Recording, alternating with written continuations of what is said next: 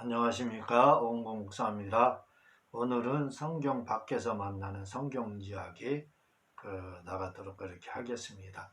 이스라엘 군대에서는 지도자는 나를 따르라는 말은 있어도 돌격 앞으로 그런 말은 없다는 겁니다. 또 십계명의 돌판의 크기, 십계명의 돌판은 앞뒤면에 두 개의 기록이 되었는데 작게 기록되었다, 이렇게 되어 있습니다. 두 번째, 빌라도는 왜 세계사에 등장하지 않는 것일까? 세계사에 등장하지 않는 것으로 그렇게 하는데, 실제적으로는 폭 68cm와 높이 82cm의 석화암이 발견이 됨으로써 빌라도가 실제 인물임이 이렇게 밝혀졌다고 합니다.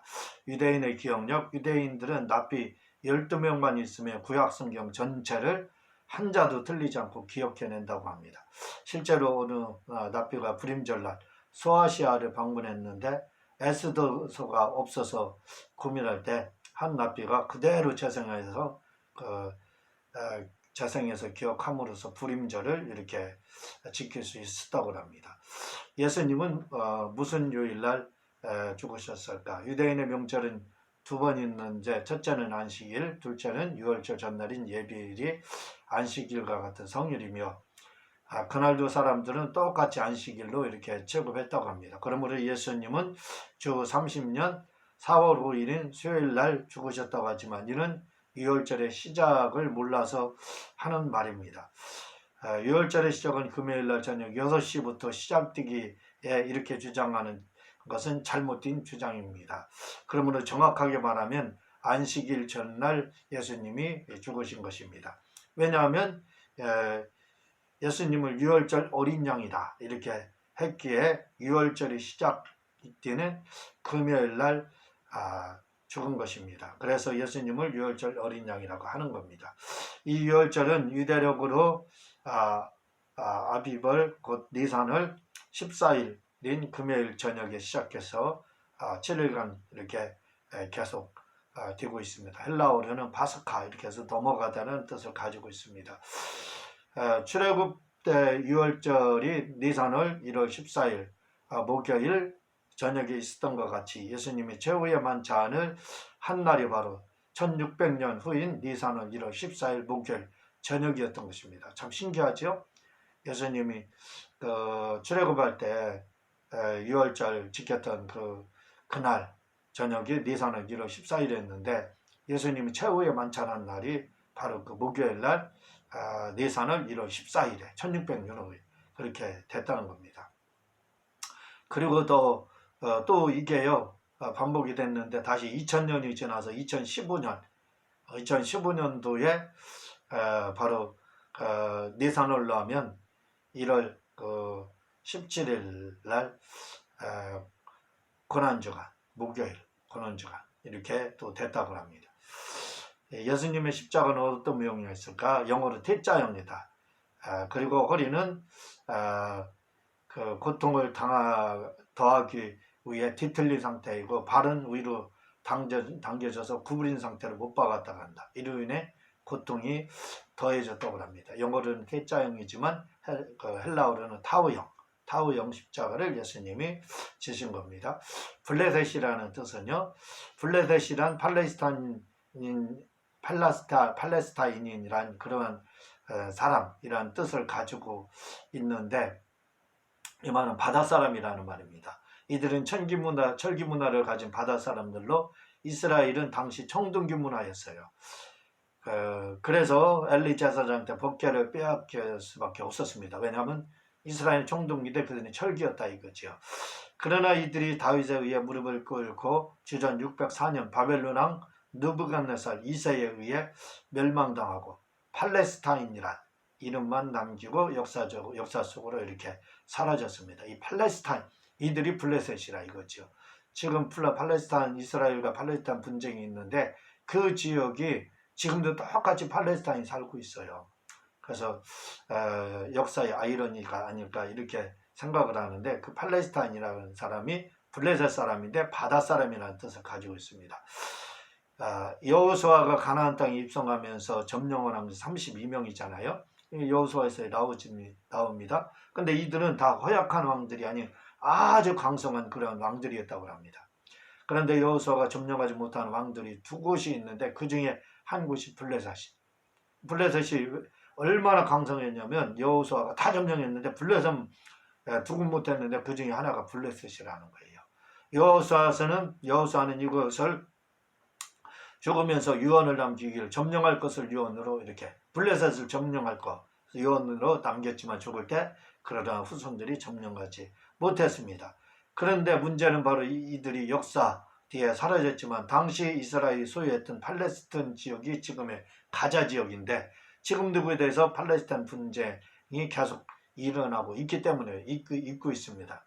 그들이 팔레스타인 난민들 그들이 지금 가자 지역 그들이 지금 블레셋이라 이거죠. 참 이 여호수아가 그때 점령하지 못하고 그리고 그의 후손들이 점령하지 못해서 지금까지도 이곳이 지금 도대체 몇 년입니까? 3,000년입니까? 4,000년이 4,000년이 가까워지는데 아직도 이것이 화약고가 이렇게 그때 점령했더라면 이런 일이 없었을 텐데 아직도 이런 일이 일어나고 있다는 거예요. 이게 좀 화근입니다. 화근은 그래서 미연의 방지역에서는 초기에 뿌리쳐 뽑아야 된다 이 말이죠. 별자리의 이름, 최초의 별자리의 이름을 가진 진자가 목동들이라고 하는데 사실은 아담이 별자리의 이름을 지었다는 겁니다. 목동이 아니라 요세푸스의 말인데 이는 그 시편 14편 4절에 근거해서 요세푸스는 첫째 별자리는 아담이 지었다 이렇게 이야기를 하고 있습니다. 또한 별자리를 풀이하면 기독교를 상징한다고 합니다. 특별히 사자궁이라는 별자리를 보면 만왕의 왕이란 그런 뜻을 이렇게 가지고 있다고 합니다. 길어진 날짜 나사의 조사에 의하면 실제로 24시간이 늘어났다 이런 일이 있습니다. 예수님은 어떻게 생기셨을까? 유대인들은 인형을 가지고 놀지 못하게 합니다. 왜냐하면 형상 숭배를 금지했기 때문에 그래요.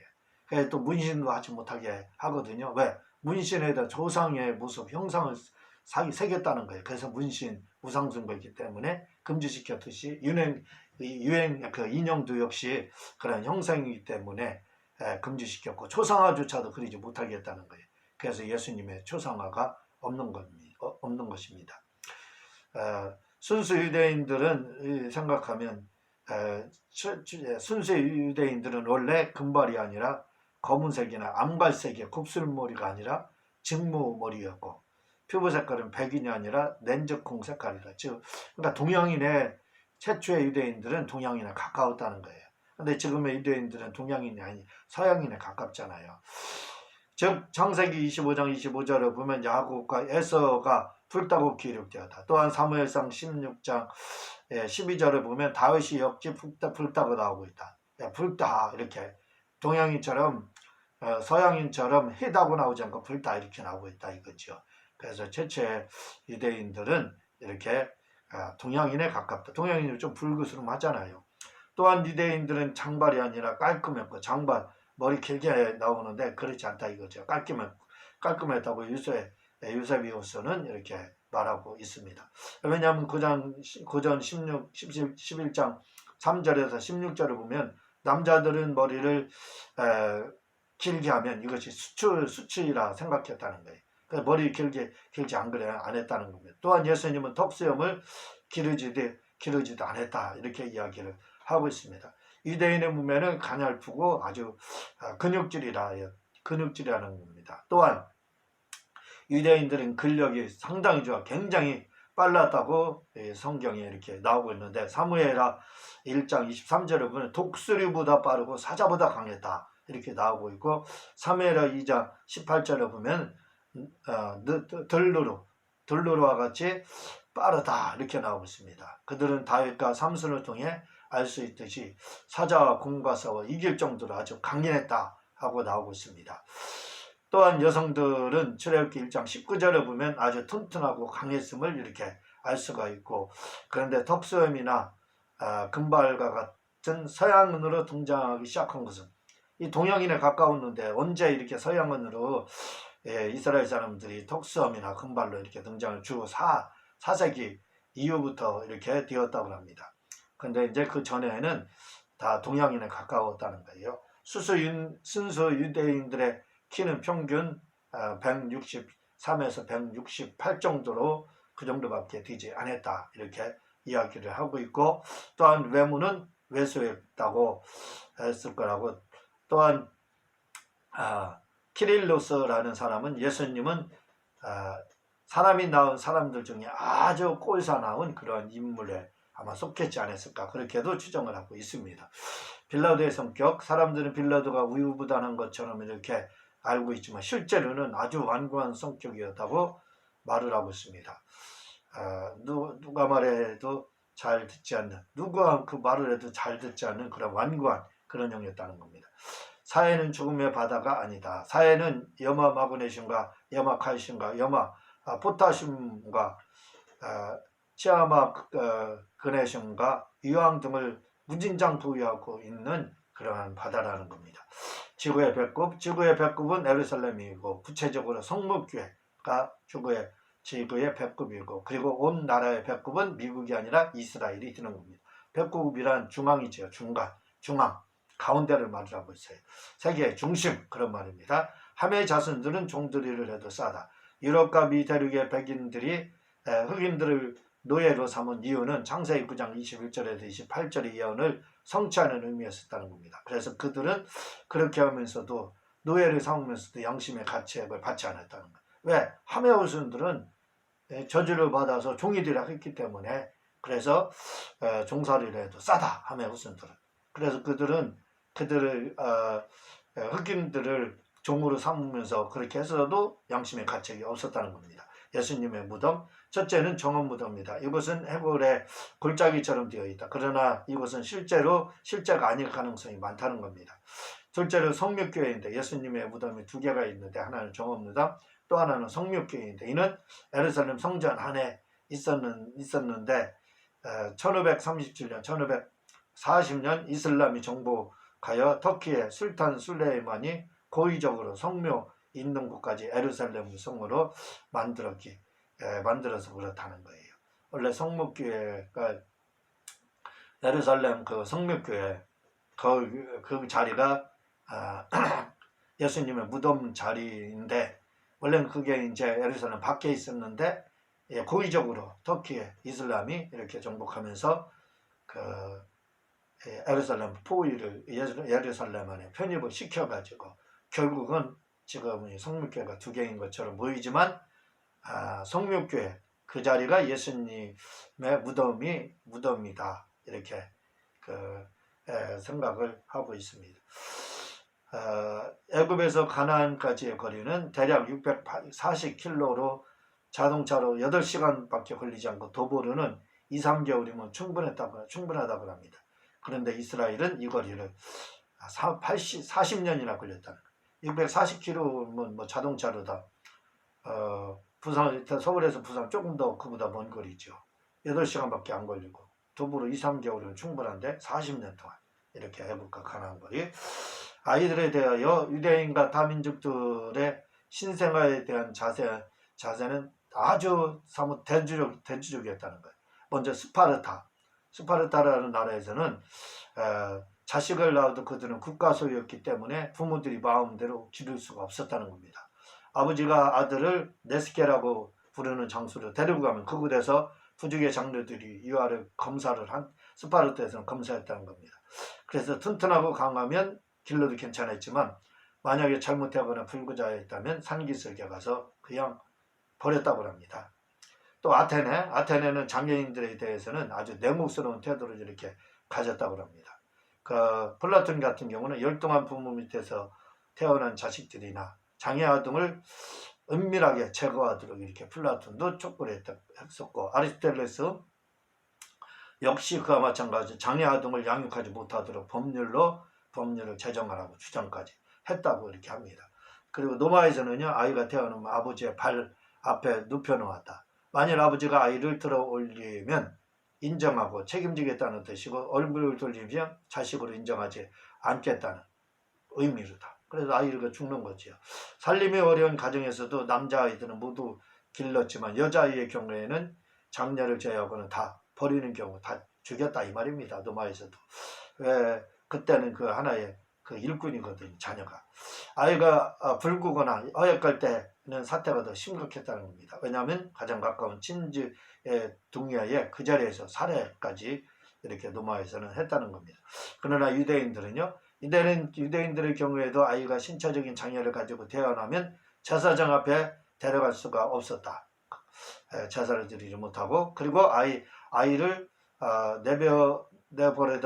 내버리는 일은 그런데 이제 아이를 내버리는 일은 없었다는 거죠. 그럼에도 불구하고 유대인들은 아이가 태어나면 탯줄을 자르고 물에 씻고 소금을 쳐서 40일간 강물을 써서 아이를 이렇게 길렀다. 산파는 아이가 태어나자마자 빠른 감각이나 미각을 형성할 수 있도록 씹거나 으깬 대추 야자나무 열매에 주스 손가락을 담궈서 이와 입안에서 이렇게 집어넣어 입안의 잇몸과 입천장을 마사지하곤 했다. 이렇게 이야기합니다. 그 주스는 신생아 입을 닦아내는 역할을 했다는 겁니다.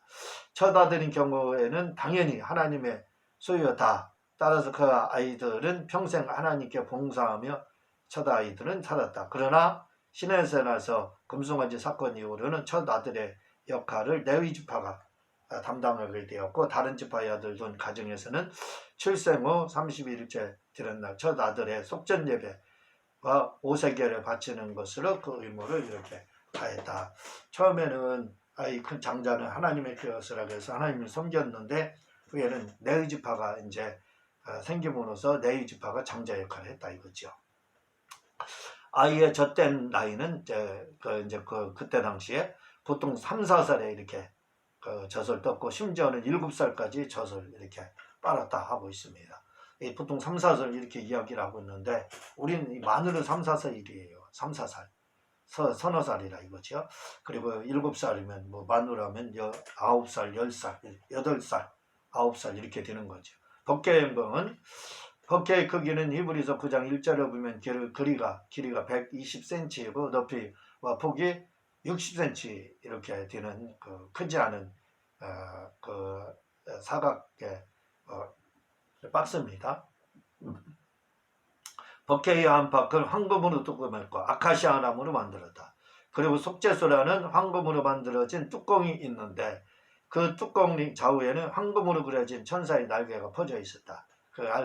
일부 학자들은 요시야가 법궤를 오두막집 밑에 숨겼다고 하고, 마카비서에서는 에레미야가 네부산에 숨겨졌다고 하는데, 또 어떤 사람들은 지성수가 있던 위치 밑에 묻혀졌다 이렇게 말하기도 합니다.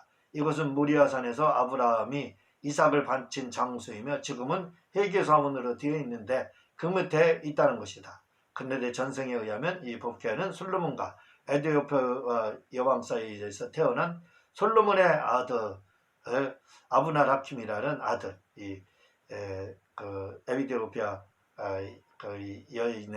여인에게서 태어난 왔을 때 아들이 태어났다 이거죠. 예루살렘에서 에디오피아로 그때 가져갔다 이렇게 이야기를 합니다. 또한 지금도 에디오피아의 악스메 법궤라는 이름으로 존재하고 있다 이렇게 이야기를 하는데, 제가 보기에는 마카비서의 제보가 가장 정확하지 않을까. 왜? 마카비서는 역사서거든요. 그래서 거기에 있지 않을까. 그렇지 않으면 예수님이 십자가에 달린 그 장소, 이삭을 바친 장소, 아브라함이 이삭을 바친 장소, 그곳에 그곳에 솔로몬 성전이 있었잖아요. 그곳에 있지 않았을까. 예수님, 또 어떤 분은 예수님 십자가에 달리신 그곳에 예수님 그 법궤가 그 밑에 있다 이렇게 이야기하는데, 모르겠습니다. 행방은 모른다 이거예요. 법궤 행방은 한마디로.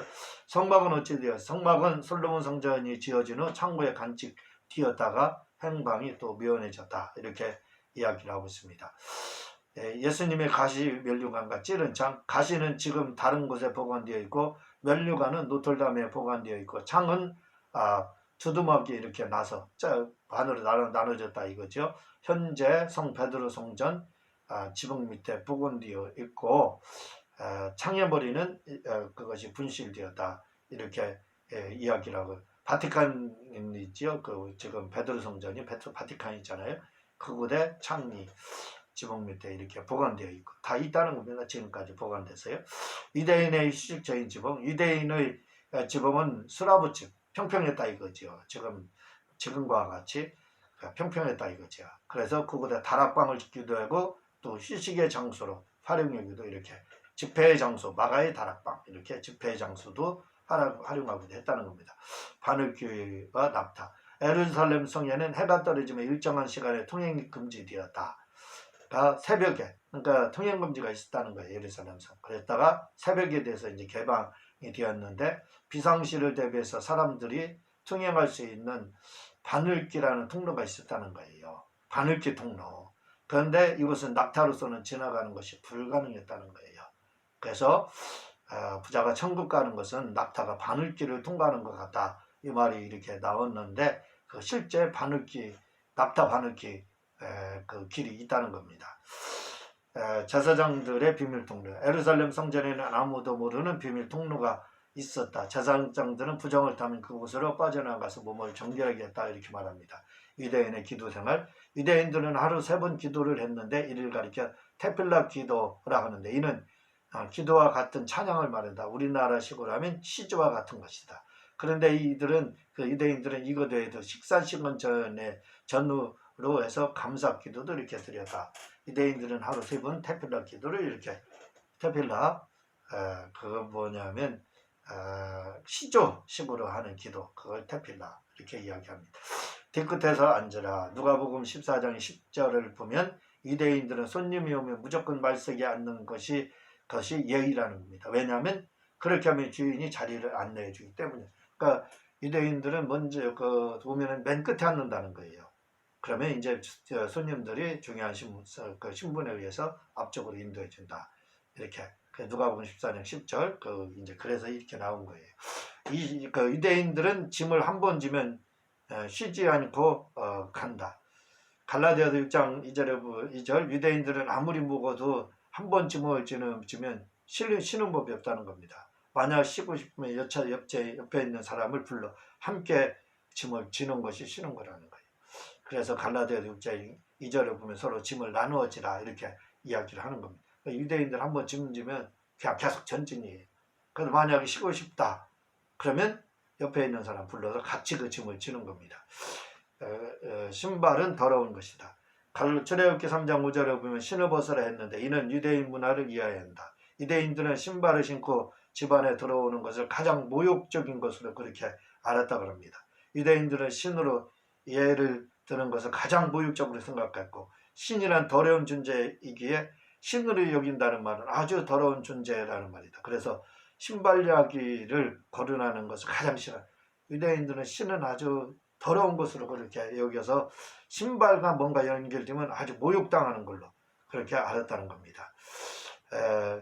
인사하지 말라. 주님은 70인 제자와 12제자를 파송할 때 인사하지 말라고 했는데 이는 유대인 풍습 때문이다. 유대인들의 인사는 우리나라 인사와는 다르다는 겁니다. 한번 인사를 하게 되면 그냥 그 자리에서 몇십 분을 인사를 한다는 거예요. 목을 끌어안고 입을 맞추고 손을 가슴에 얹고 또 막 말도 길어진다. 사돈의 팔뚝까지 다 여러 가지 물어보면서 인사한다는 거예요. 그래서 주님이 70인 제자 파송할 때 인사도 하지 말라 했다는 거예요.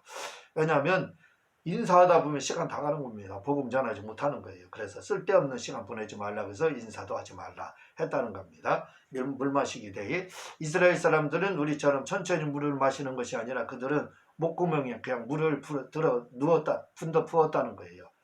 마치 우유 마시기 경주에서 물을 막 붓는 것처럼. 그러니까 그들 물 마실 때 그냥 우리처럼 조금 먹은 게 아니라 물을 들어 부었다는 겁니다. 아마 예수님도 그렇게 먹었을 거다 이거지요. 유대인들의 세의 시간 1년 12개월로 최초로 사용한 자들은 수메르인들이고 이들은 또한 한 달에 30일로 사용했다. 수메르인들이 1년 12개월 한 달 30일로 썼다는 겁니다. 애굽인들은 이들도 한 1년을 12개월 30일로 이렇게 썼다는 겁니다.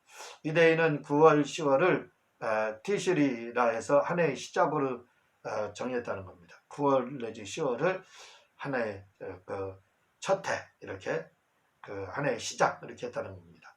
유대인들은 1시간을 49분에서 71분으로 사용했다는 거예요. 1시간을 49분에서 그러니까 시간도 각각 달랐다는 거죠. 하나의 시작도 각각 이렇게 달랐다는 겁니다. 유대인들의 하나의 시작은 9월 또는 10월로 봤다는 거예요. 유대인들은 목욕은 누마처럼 목욕을 한 것이 아니라 물이 귀함으로 향유나 향수를 발라 악취를 제거.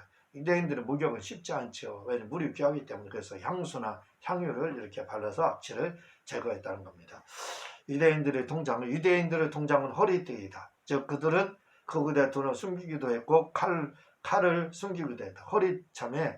허리띠 전대 있잖아요. 거기에다가 돈을 숨기기도 했고 그게 저금통이라니 칼도 숨기기도 했다는 거예요. 피를 먹지 않으려고 유대인들은 노력을 또 많이 했다는 겁니다. 우리나라는 백정은 외면을 당하고 무시를 당했지만 유대인의 백정은 조회시락에서 아주 존경받고 대접받는 자들이라는 거예요.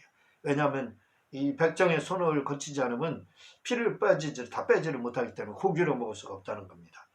그래서 유대인의 고기는 또 소금을 치기 때문에 짭짤하다. 왜냐하면 피를 빼기 위해 소금으로 절였기 때문에. 그래서 좀 고기가 짭짤하고 백정이 존경받았다는 거예요.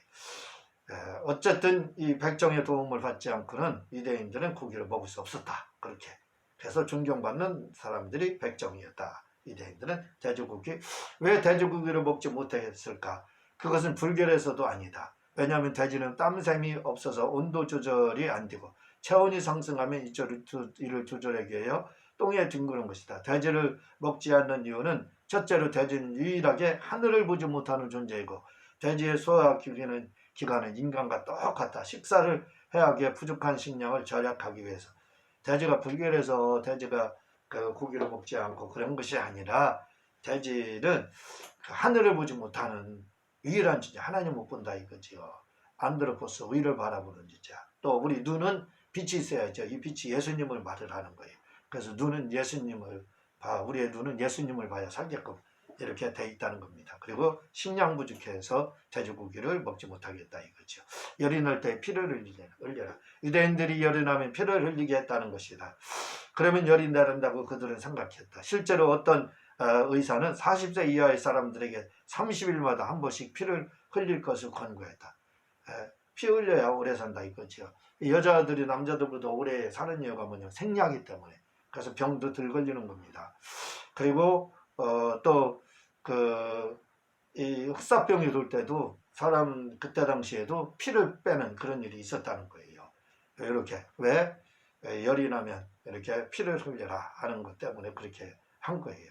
예수님은 어떤 언어를 사용했을까? 첫째로 아람어가 있는데 고대 아람어가 있는데 이는 구약 성경에 기록된 히브리어를 말하는데 후에는 히브리어는 성경 읽을 때와 상류계통들만 사용되었고 현대는 아람어라 하여 주전 586년 바벨론 풀 때부터 사용되었는데 시리아 메소포타미아인들이 사용했던 것으로 이는 일반 상용어로 널리 사용되었다. 예수님 당시 보편적으로 쓰이던 말인데 예수님도 아람어로 주기도문을 말씀하셨고 성경 여러 곳에 나오고 또한 이스라엘은 라틴어, 헬라어, 아람어 또 라틴어는 이탈리아 말을 합니다. 라틴어, 노마어, 헬라어, 그리스어지요. 그리고 아람 사람들이 쓰는 거, 이슬람이요.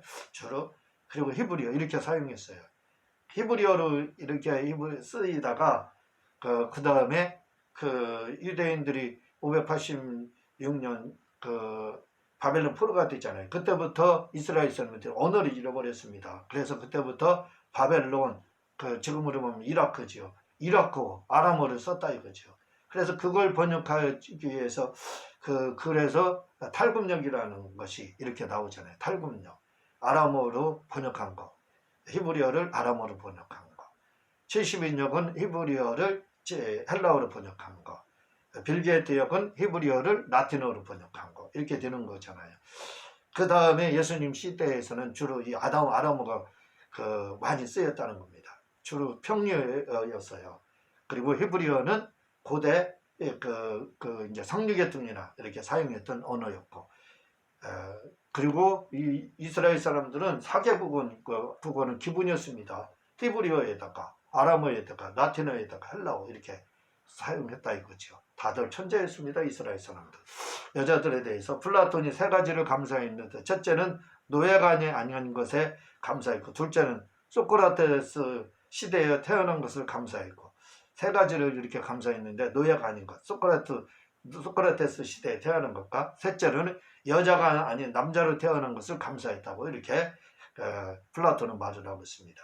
여자는 당시 노예 같이 생각했고, 사람 구실을 못하는 이런 존재력이었고, 또 아이와 노예와 더불어 영혼 없는 존재로 여겨서 그리고 숫자에까지도 들어가지 못했습니다. 아이하고 여자는. 왜? 영혼 없는 존재 이렇게 생각했어요. 요세푸스에 의하면 모든 면에서 여자는 열등하다 이렇게 생각을 했다는 겁니다. 사람은 몇 살까지, 예수님에 의해서 지금 여자들이 이렇게 존경받는 거예요. 사람이 몇 살까지 살 수 있을까? 성경에는 아담이 930세, 셋은 912세, 무드셀라는 969세까지 살았지만, 그러나 홍수 이전에 수메르 왕들의 장수 기록이 고고학 자료가 많이 나오는데, 그들은 1000년, 만년까지 이렇게 살았다라고 이렇게 이야기를 하고 있습니다. 양심의 의지, 이스라엘의 양심의 네페로스, 그 양심이거든요. 그게 어디냐면 콩팥을 말하거든요. 신장 콩팥. 그들은 유대인들은 콩팥, 신장을 양심으로 이렇게 생각을 했습니다. 그래서 계시록에도 우리 양심, 마음, 이것이 네페로스, 신장, 콩팥으로 이렇게 나오고 있습니다. 유대인이란 유다의 자손만 원래는 말하는 것이 유대인이라는 말은, 원래 유대인이라는 말은 유다 자손 이렇게 이야기를 합니다.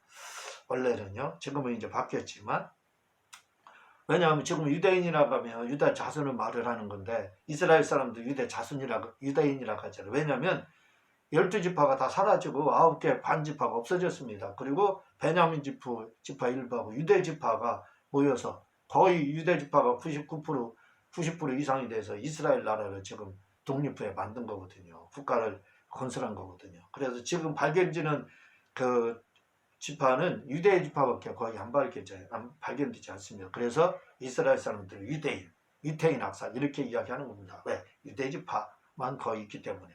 붉은 죽은 팥죽이 아니다. 창세기 2장 29에서 창세기에 보면 팥죽이 나와 있지 않다.